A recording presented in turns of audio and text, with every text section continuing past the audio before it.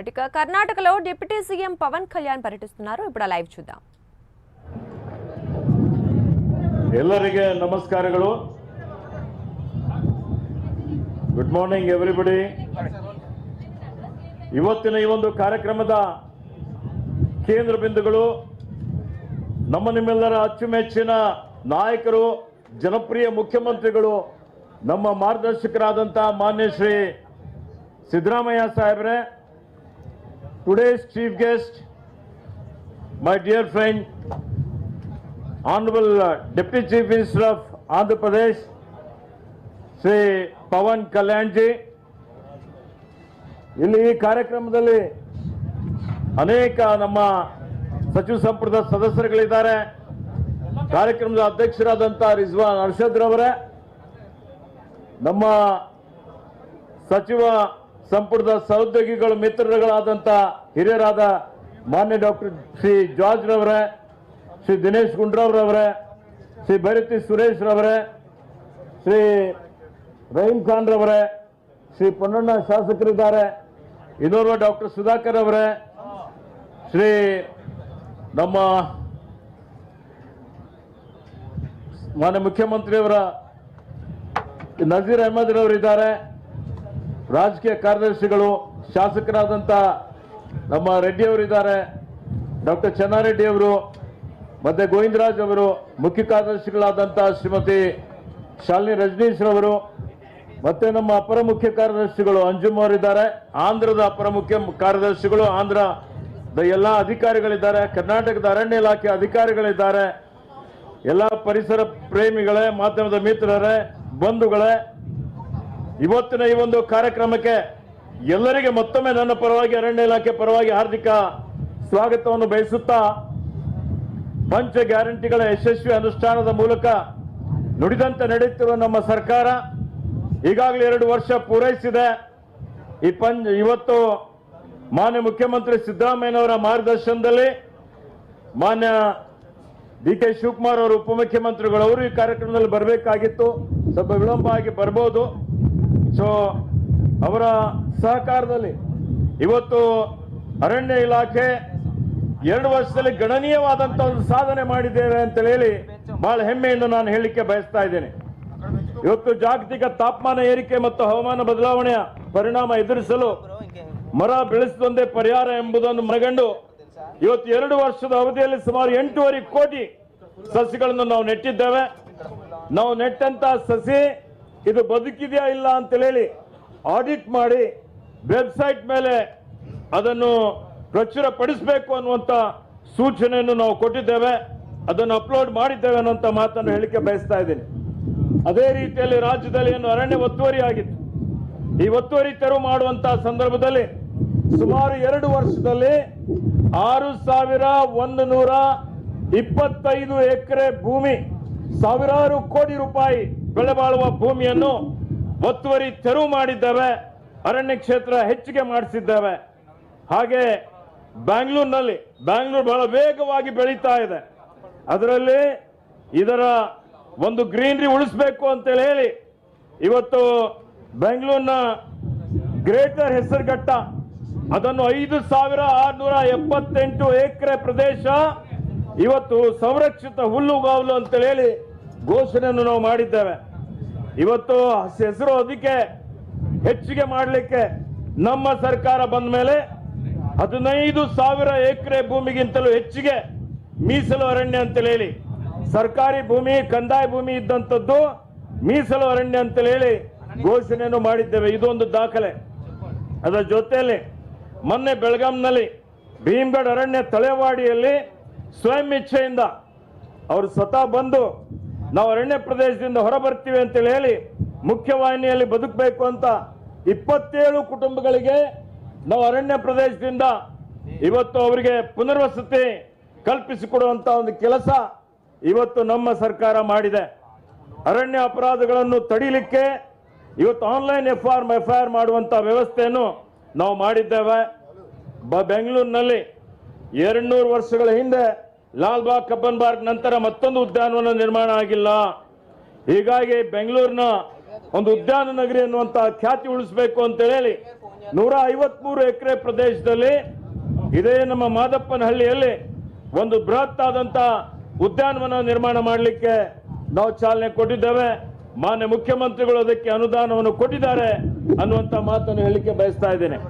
ಅದರ ಜೊತೆಯಲ್ಲಿ ಇವತ್ತು ನಾವು ರಾಜ್ಯದಲ್ಲಿ ಮಾನವ ಪ್ರಾಣಿ ಸಂಘರ್ಷ ಇದನ್ನು ತಡಿಬೇಕು ಅಂತ ಹೇಳಿ ರೈಲ್ವೆ ಬ್ಯಾರಿಕೇಡ್ ನಿರ್ಮಾಣ ಮಾಡುವಂಥದ್ದು, ಟೆಂಕ್ಟೈಕಲ್ ಫೆನ್ಸಿಂಗ್ ಹಾಕುವಂಥದ್ದು, ಇಪಿಟಿ ಮಾಡುವಂಥದ್ದು, ಅದರಲ್ಲಿ ವಿಶೇಷವಾಗಿ ರೈಲ್ವೆ ಬ್ಯಾರಿಕೇಡ್ ಮಾಡಲಿಕ್ಕೆ ಇವತ್ತು ಹೆಚ್ಚುವರಿ ಹೋದ ಸಲ ಮಾನ್ಯ ಮುಖ್ಯಮಂತ್ರಿಗಳು 300 ಕೋಟಿ ರೂಪಾಯಿ ಅನುದಾನ ಕೊಟ್ಟಿದ್ದಕ್ಕಾಗಿ ಸುಮಾರು 100 ಕಿಲೋಮೀಟರ್ ರೈಲ್ವೆ ಬ್ಯಾರಿಕೇಡ್ ಮಾಡಿದ್ದೇವೆ.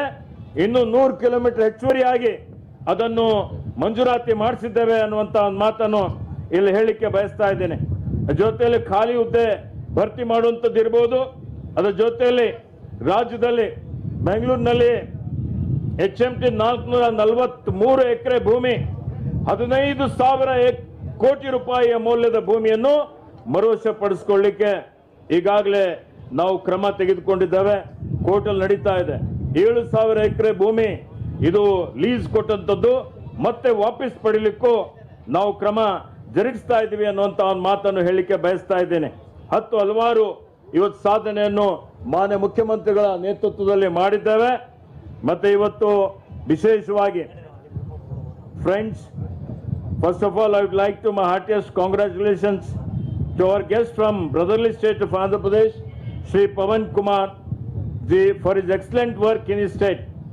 Not only has he been very proactive in terms of governance and decision making, but he has taken up various initiatives towards conservation, environment protection and sustainable development in the state of Andhra Pradesh, which are going to help the state manage its natural resources in an efficient and effective way. More importantly, he too is an avid environmentalist and very passionate about conservation.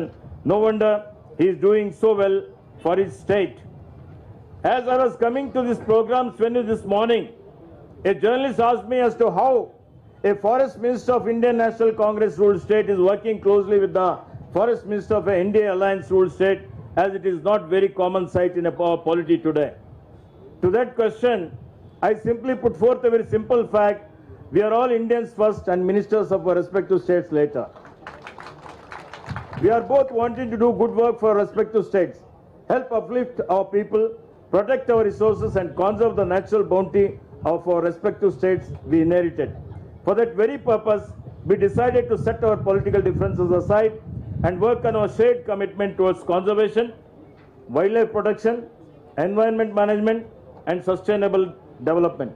Today's event is an important step towards that shared commitment as we commence an important chapter of collaboration with the state of Andhra Pradesh. Man-animal conflict is an issue not just limited to our state. A biodiversity-rich state like Andhra Pradesh is facing similar challenges and has been looking at various solutions to mitigate the issue.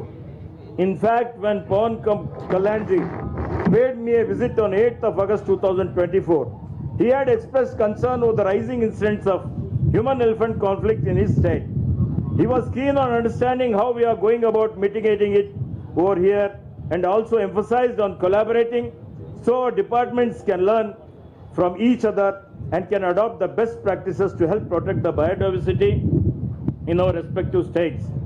I have to admit that I was pleasantly surprised by his acumen and his deep understanding on the issues ailing our departments.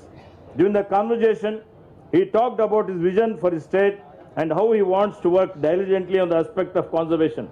He told me about how the movie Gandhada Gudi, featuring our legendary son of the soil, Dr. Rajkumar, another avid environmentalist, had inspired him to work towards conservation of forests along with protection of wildlife, and quoted the forest-themed poetry from Rashtrakavi Kuvempu. When he hosted me in Vijayawada in the month of September 2024, he recited Kannada verses sending a powerful message of cultural unity and historic ties between our two brotherly states.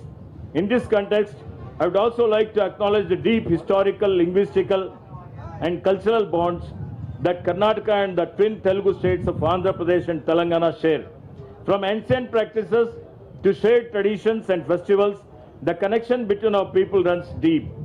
Our forests too are part of this shared heritage. Wildlife does not recognize man-made borders, and neither should it affect our resolve to protect them. In fact, when he had requested us to support the Forest Department of Andhra Pradesh state by providing trained Kumki elephants to help them manage and capture rogue elephants responsible for loss of lives and damage to crops in the state without harming them, we readily agreed to accede to his request. In fact, I consulted Honorable Chief Minister regarding that, and he was kind enough to accept and sanction it. We did so as only a person with empathy, great foresight, and a genuine desire to find humane and sustainable solutions to wildlife protection would have come up with a request like this. Initially, we had agreed to provide 4 Kumki elephants to them, but upon further request for more numbers from their side, 6 elephants for operations, we decided to extend our support accordingly. I would like to highlight over here that these elephants are highly trained and can make complex roles in various forest terrains of Andhra Pradesh state. Today, I am very pleased to announce that Karnataka state is handing over 4 trained Kumki elephants. In fact, we had promised 6, but we are going to send 2 elephants later on. So earlier, such transfer of wild elements between states was not communicated publicly, but after I assumed office, I have insisted that this process be made fully transparent so the people of both the states are aware of it. Moreover, we have informed Andhra Pradesh state that they must share the annual health, weight and performance reports of the elephants we are providing them with. We have made it a point to include these clauses in the memorandum of understanding signed between mine and Pawan Kalyan's office today. In fact, Pawan Kalyanji also himself has informed us that these elephants will be well taken care of and we have nothing to worry about. Also, I would like to inform everyone assembled over here that we have agreed to provide training and support to Andhra's Mahouts to help them learn the methods of capturing and taming wild elephants. As you all know, elephants are deeply woven into cultural fabric of Karnataka. The world-renowned Mysore Dasara festival, particularly the Jumbo Savari on Vijayadashmi, draws lakhs of people from around the world to witness the grand procession of elephants carrying the golden howdah of goddess Chamundeshwari. These animals are not just loved and cared for, but they are revered by us Kannadigas. I want to make it very clear from this podium that we are not providing Mysore Dasara elephants to any other state.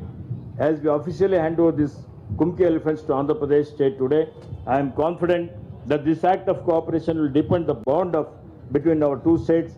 As is our tradition, we will do the ceremonial Gaja Puja before sending them off, just as we begin the Gajapayana from Veeran Hosanhalli during Dasara.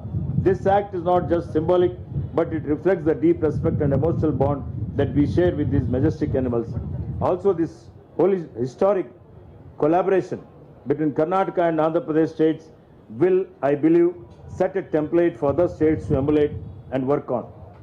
Lastly, I would like to extend my heartfelt gratitude to our Honorable Chief Minister Siddaramaiah ji and Shri Pawan Kalyan Kumar ji, the Honorable Deputy Chief Minister and Forest Minister of Andhra Pradesh State, for being present here for this historic occasion.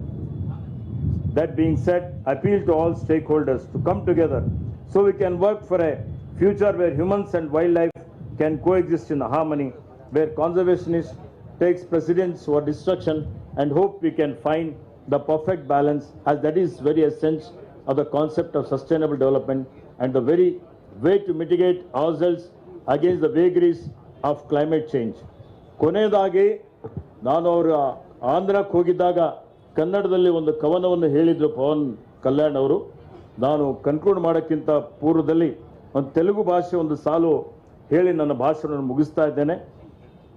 ప్రకృతి అద్దం రెండు ఒకటే, అద్దం నువ్వులాగా ఉంటే అలాగే చూపిస్తుంది.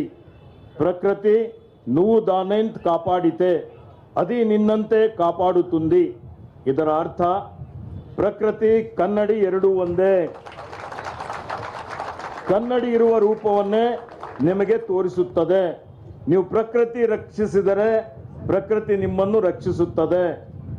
ವೃಕ್ಷೋ ರಕ್ಷತಿ ರಕ್ಷತ ಅನ್ನುತ್ತಾರೆ. ನಾವು ಮರವನ್ನು ಕಾಪಾಡಿದರೆ ನಮ್ಮನ್ನು ಮರ ಕಾಪಾಡುತ್ತದೆ. ಇಂದಿನ ಜಾಗತಿಕ ತಾಪಮಾನ ಏರಿಕೆ ಮತ್ತು ಹವಾಮಾನ ಬದಲಾವಣೆ ಕಾಲಘಟ್ಟದಲ್ಲಿ ನಮ್ಮನ್ನು ವೃಕ್ಷಗಳು ಮಾತ್ರ ರಕ್ಷಿಸಬಲ್ಲವು. ಹೀಗಾಗಿ ನಾವು ನೀವು ಪ್ರಕೃತಿ ಪರಿಸರ ಉಳಿಸಲಿಕ್ಕೆ ಸಂಕಲ್ಪ ಮಾಡೋಣ ಅನ್ನುವಂಥ ಒಂದು ಮಾತನ್ನು ಹೇಳಿ ನನ್ನ ಮಾತುಗಳನ್ನು ಮುಗಿಸ್ತಾನೆ. ಜೈ ಹಿಂದ್, ಜೈ ಕರ್ನಾಟಕ.